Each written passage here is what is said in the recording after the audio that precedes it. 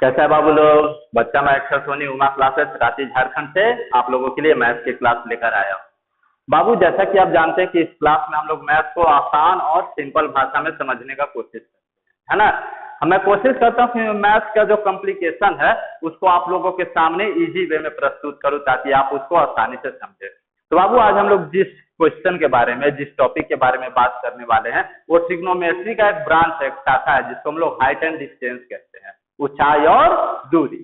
ठीक है, तो उसी पे बेस्ड बाबू हम लोग एक क्वेश्चन लेके आए हैं और इसको सॉल्व करते हैं और बताते हैं आपको कि किस तरह से हम इस क्वेश्चन को आपके लिए आसान बनाए, है ना। तो आइए बाबू देखते हैं क्या है क्वेश्चन में। देखिए बाबू क्या दिया है, angle of elevation from point P on ground to top of 10 metre height building is 30 degree.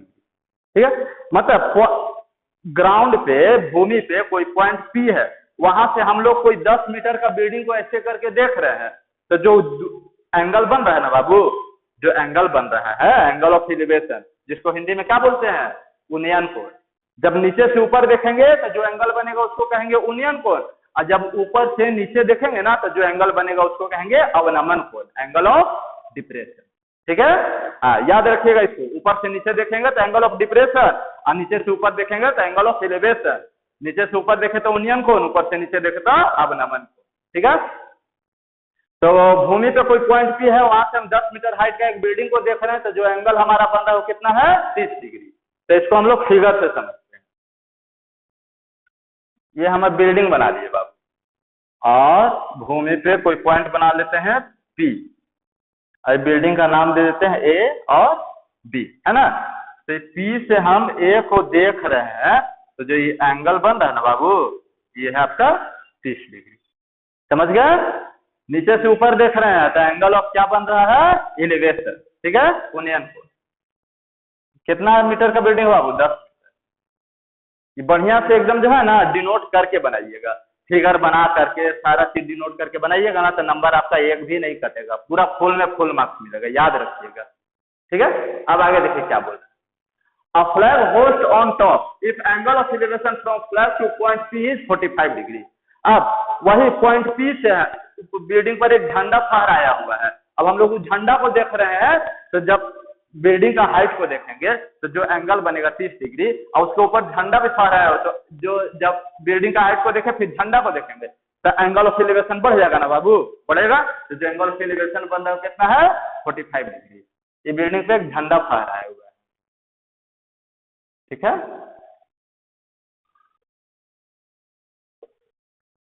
अब यहां से हम लोग इस झंडा को देख रहे हैं, तो जो एंगल बन रहा है ना बाबू, ये है आपका 45 डिग्री। ठीक है, क्या बोलते हैं, हाइट ऑफ फ्लैग। तो झंडा का जो हाइट है वो कितना है वो निकालना है, distance from P to building, और पी से लेके बिल्डिंग के बीच का डिस्टेंस कितना है वो निकालना है। इसको हम नाम दे देते हैं बाबू सी। ठीक है, तो सी ए हम एक्स मान लेते हैं। ठीक है, एक्स का वैल्यू हमको फाइंड करना है, और पी भी हम वाई मान लेते हैं, वाई का वैल्यू फाइंड करना है। ठीक है, अब देखिए, अब हम लोग को यहाँ पे दो वो ट्रायंगल बन रहा है बाबू, दो ट्रायंगल बन रहा है, एक ए पी बी और एक सी पी बी। और दोनों कौन सा ट्रायंगल बन रहा है, गुड, राइट एंगल ट्रायंगल, क्योंकि ये एंगल जो है ये 90 डिग्री है आपका। ठीक है ना। हाँ, क्या क्या हम लोग को दिया हुआ है बाबू, ये ए बी दिया है और सी बी दिया है। तब हम लोग ट्रायंगल लेते हैं, इन ट्रायंगल पहले ये लेते हैं A P B, A P B, है ना।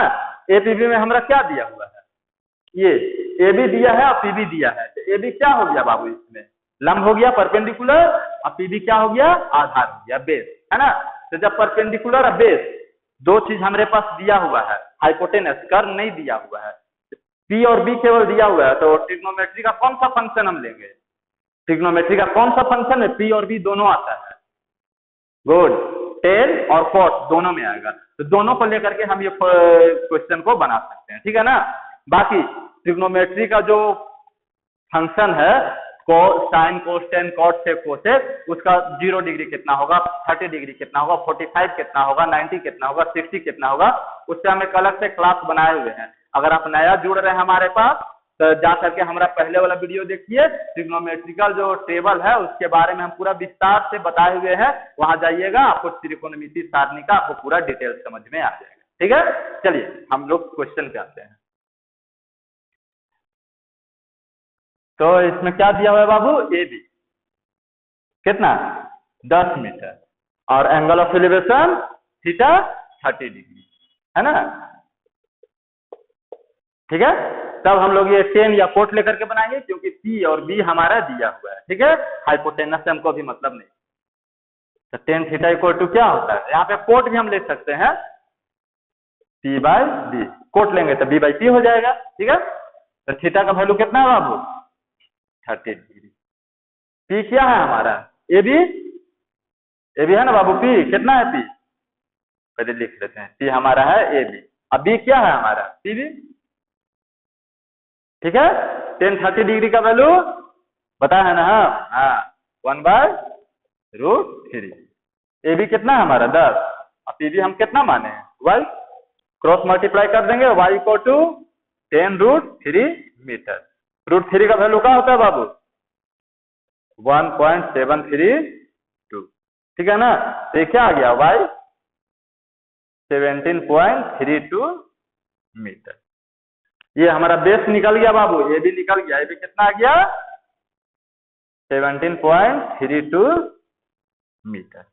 ठीक है, अब हमको क्या फाइंड करना है, ए सी है ना, एक्स का वैल्यू फाइंड करना है। तब अब हम लोग कौन सा ट्रायंगल में आएंगे, ट्रायंगल सी पी बी में। ठीक है, चलिए इसको मिटाते हैं, देख लीजिए समझ लीजिए।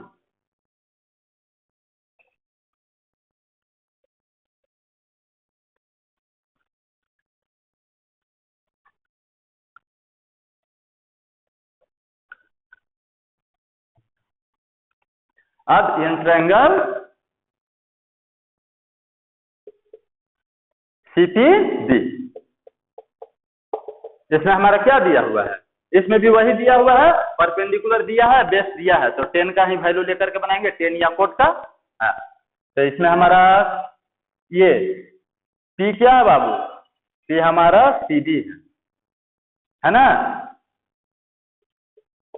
CB इक्वल टू क्या हो जाएगा AB प्लस AC, होगा ना बच्चा। हाँ, AB क्या है हमारा 10 और AC क्या लेस किए हैं 1, ये इतना मीटर। ठीक है, AB कितना है बाबू, सॉरी PB, बेस PB है, PB कितना निकाले हम लोग 17.32 मीटर। ठीक है ना, अब 10 theta equal to P by B होता है। थीटा का वैल्यू यहाँ पे कितना है, angle of elevation 45 degree, union कोण है ना बाबू 45 डिग्री, हाँ याद रखिएगा। 10 45 डिग्री इक्वल टू P कितना आ गया हमारा, यहाँ पे P है 10 प्लस 1 और B निकाल चुके हैं 17.32। ठीक है, 10 45 डिग्री का वैल्यू 1, 10 प्लस 1 17.32। अब इसका क्रॉस मल्टीप्लाई करेंगे बाबू, क्या हो जाएगा, क्या मिल जाएगा हम लोग को 10 प्लस x इक्वल टू 17.32। तो x का वैल्यू क्या आ गया बाबू 17.32 minus 10, x equal to 7.32 metre आ गया ना। हाइट ऑफ फ्लैग निकल गया कितना,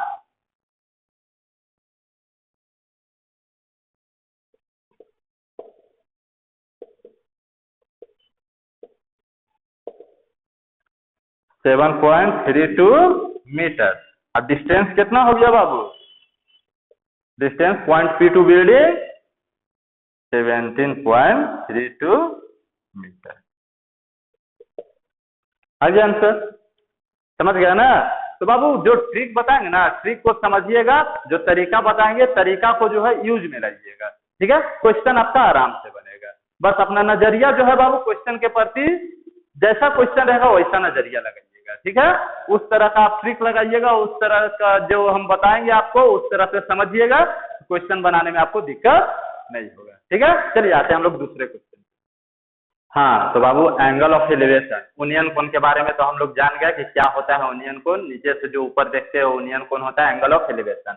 अब एंगल ऑफ डिप्रेशन के बारे में जानते हैं कि क्या होता है एंगल ऑफ डिप्रेशन या अवनमन को। क्या question, angle of depression from top of a building to 8 metre height building top and base is respectively 30 degree and 45 degree. मतलब कोई एक बहुमंजिला इमारत है, कोई एक बिल्डिंग है, ठीक है ना, तो उसका टॉप से हम 8 मीटर हाइट का बिल्डिंग को देख रहे हैं, उसका टॉप पे हम चढ़ गए हैं, ऊपर उसका कोई एक बहुमंजिला बिल्डिंग है, उसका हम लोग बिल्डिंग पे छत पे चढ़ गए हैं और 8 मीटर हाइट का बिल्डिंग, उसके सामने 8 मीटर का जो हाइट का बिल्डिंग है ना वो नीचा है, उसको हम लोग ऐसे करके देख रहे हैं। तो जब हम 8 मीटर हाइट का बिल्डिंग का छत को देखते हैं ना ऐसे, तो जो एंगल बन रहा है ना बाबू, जो वहां से देख रहे हैं, तो जो एंगल बन रहा है उसका छत का और मेरा छत का बहुमंजिला छत का बिल्डिंग का है एंगल 30 डिग्री का है। और जब 8 मीटर हाइट वाला जो बिल्डिंग है उसका हम लोग बेस को देखते हैं ऐसे करके, तो जो अब जो एंगल बन रहा है वो 45 डिग्री का 45 डिग्री का है। क्या कहेंगे इसको, एंगल ऑफ डिप्रेशन, अवनमन को।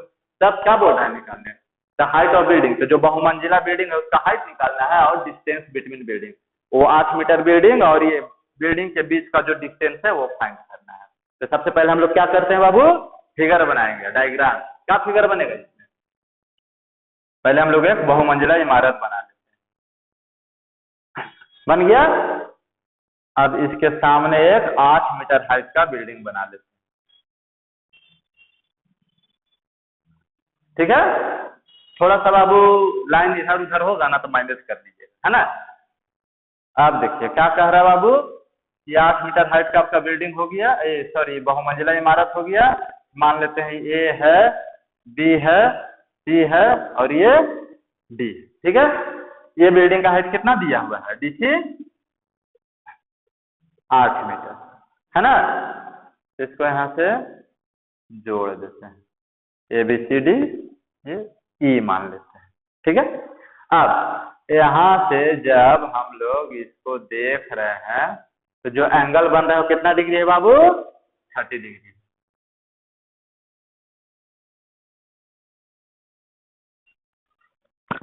ठीक है।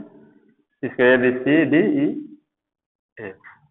और जब यहाँ से हम लोग इसका बेस को देख रहे हैं तो जो एंगल बन रहा है वो कितना है बाबू, 45 डिग्री। ध्यान रखिएगा बात को। तो कौन सा एंगल 30 डिग्री है, कौन सा एंगल 45 डिग्री है बाबू, कैसे हम पता करेंगे, कैसे निकालेंगे।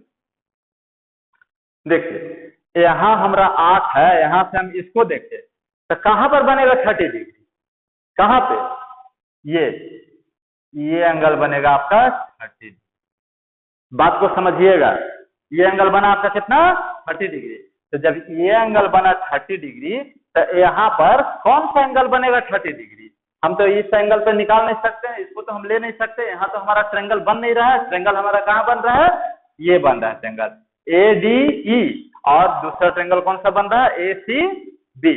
तो एंगल हम लोग कहाँ पे लेंगे, ये एंगल लेंगे, ये बन जाएगा हम लोग का 30 डिग्री। किससे,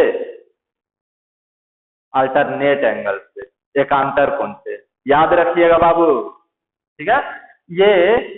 ये लाइन और ये लाइन एक दूसरे का पैरेलल है, ये लाइन इसको क्या कर रहा है, ट्रांसवर्सल कर रहा है ना, प्रतिच्छेद कर रहा है ना। तो जो ये एंगल होगा और ये एंगल होगा इसको क्या कहते हैं, एकांतर कोण कहते हैं ना, अल्टरनेट एंगल। तो जब ये 30 डिग्री है तो ये कितना होगा, 30 डिग्री होगा। तो ये तो हो गया 30 डिग्री और ये एंगल कितना है, 45 डिग्री। तो जब ये 45 डिग्री है तो ई कितना होगा बाबू, ये भी 45 डिग्री होगा। क्यों, क्योंकि ये लाइन और ये लाइन एक दूसरे का पैरेलल है, ये जो है इसको प्रतिच्छेद कर रहा है, ये रेखा, ये जो लाइन है ये दोनों पैरेलल लाइन को ट्रांसवर्सल कर रहा है ना बाबू। तो ये एंगल और ये एंगल इक्वल होगा ना, किससे, एकांतर कोण से, अल्टरनेट एंगल से, ठीक है। चलिए अब आगे बढ़ते हैं। तो ये तो हमको नहीं मालूम है बाबू, इसका हाइट तो नहीं पता है कितना है, नहीं ना पता है, ये हमको फाइंड करना है और ये फाइंड करना है, इसको हम लोग y मान लेते हैं, ठीक है। ये EB, ये देखिए DC और EB दोनों इक्वल हो जाएगा ना बाबू, ये है 8 मीटर, तो ये भी हो जाएगा 8 मीटर आपका, EB भी हो जाएगा 8 मीटर होगा। चलिए अब हम लोग कौन सा ट्रायंगल लेते हैं, इन ट्रायंगल, पहले हम लोग इसमें काम करते हैं, ठीक है, ADE।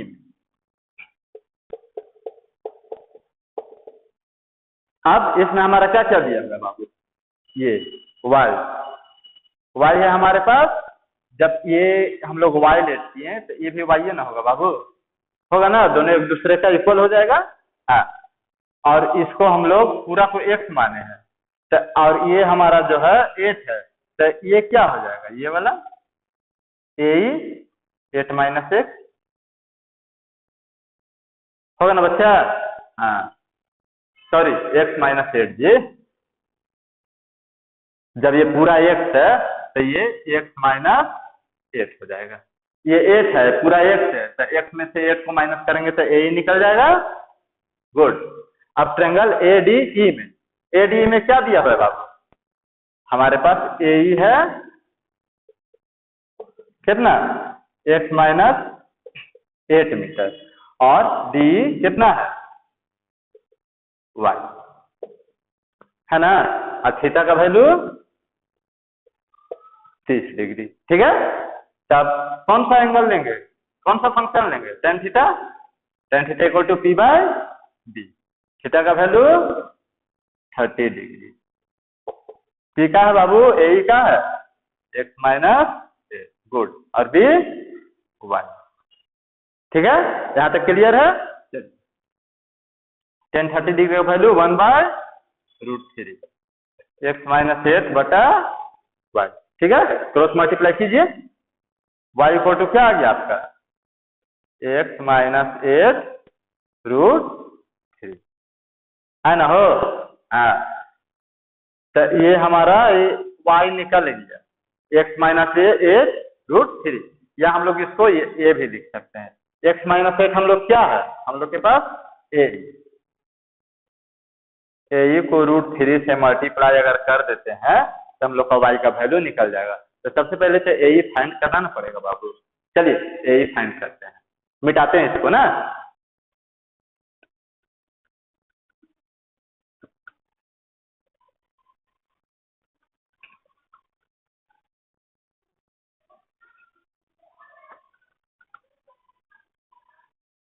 इसको हम लोग साइड में लिख लेते हैं बाबू, वाई का वैल्यू हमारा क्या आ गया है, ए√3, ठीक है, ये वाई का वैल्यू हमारा, इसको भी मिटा देते हैं। आप देखिए ये ट्रायंगल का तो हम लोग काम कर लिए, अब ट्रायंगल ए सी बी में, in triangle A C B, ध्यान रख, अब ट्रायंगल ए सी बी में, ए सी बी में क्या क्या है बाबू हमारे पास, ए बी दिया हुआ है, ए बी क्या है, A B A E plus ए, ये हो जाएगा आपका ए बी, ठीक है ना। और सी बी, सी बी क्या है, वाई मीटर, इसका इसका क्या है, एंगल ऑफ डिप्रेशन, अवनमन कोण 45 डिग्री।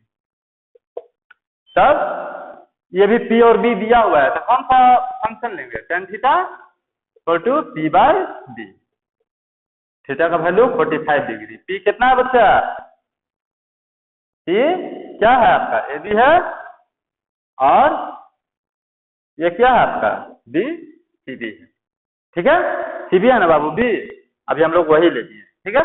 टेन 45 डिग्री का value 1 A B by C B.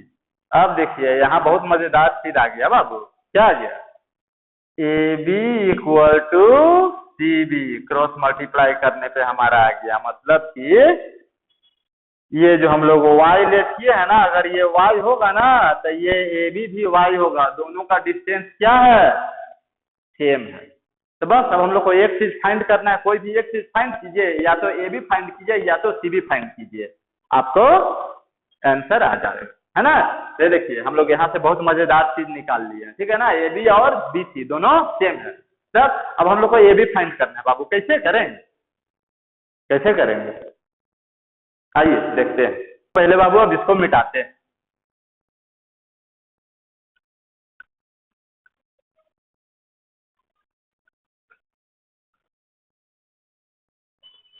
इसको भी हम लोग साइड में लिखते हैं ना।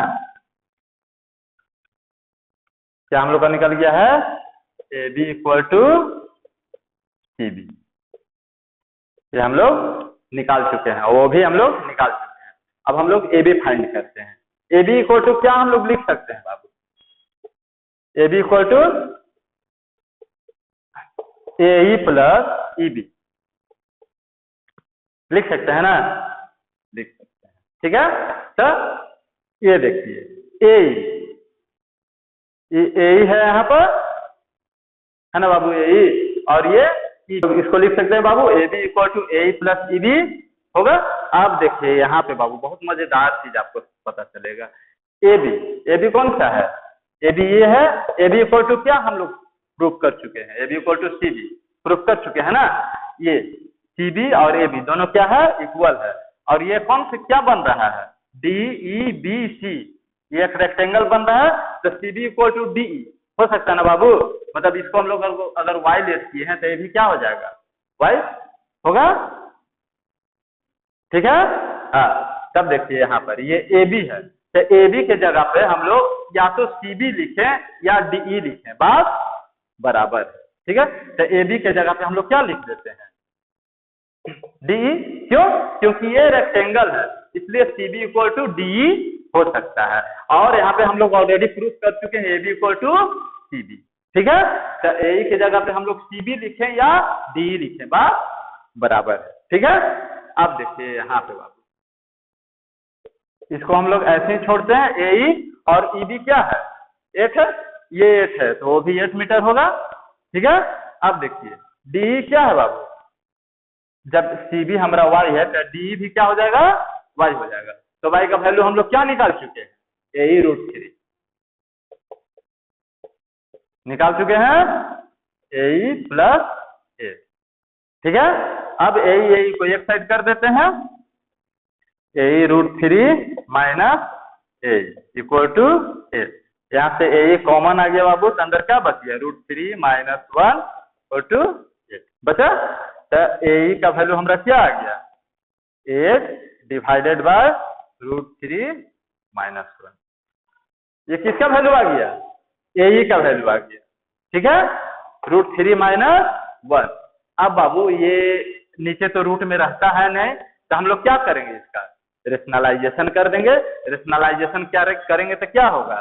रूट 3 प्लस 1 से ऊपर भी मल्टीप्लाई हो जाएगा, रूट 3 प्लस 1 से नीचे भी मल्टीप्लाई करेंगे, ठीक है। तो क्या हमारे पास आ जाएगा? 8 रूट 3 प्लस 1 और नीचे क्या आ जाएगा?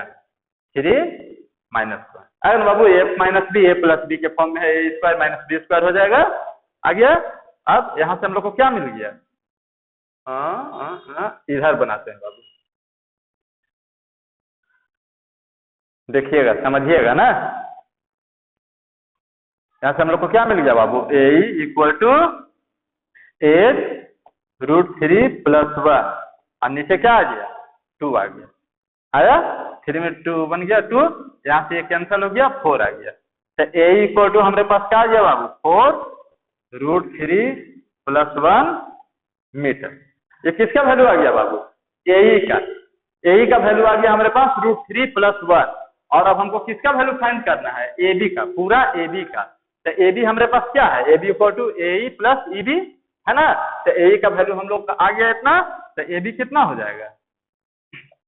A B 4 root 3 plus 1 plus 8 होगा ना।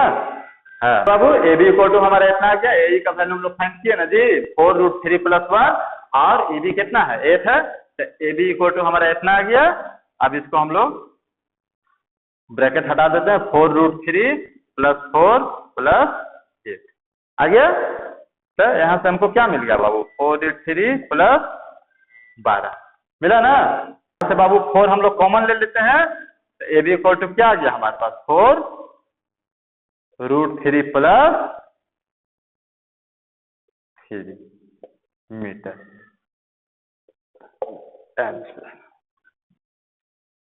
ए बी हमारा क्या गया बाबू?